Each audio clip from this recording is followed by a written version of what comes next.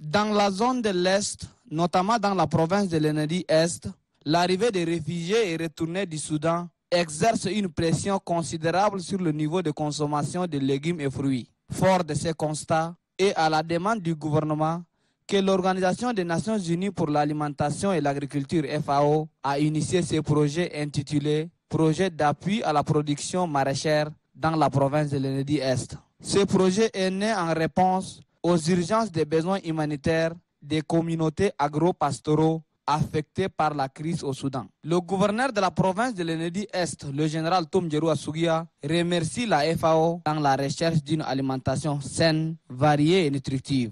Le sultan de Darbilia, Sidik Timan Déby, affirme que la province de l'Ennedi-Est est une zone maraîchère par excellence à travers ses barrages et ses wadis dispose des terres agricoles éminemment riches dont leur exploitation raisonnée boostera la production maraîchère.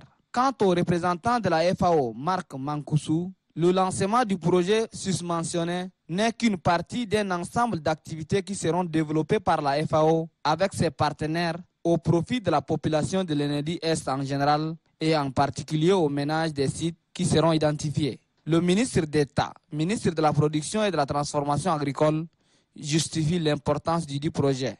En plus des céréales, le maraîchage constitue une partie essentielle du régime alimentaire des populations tchadiennes et plus spécifiquement de la population de l'Ennedi-Est, étant donné que la plupart de ce qui sera produit sera consommé localement. Par conséquent, elle contribuera dans une large mesure aux besoins alimentaires et à la nutrition des populations de la province.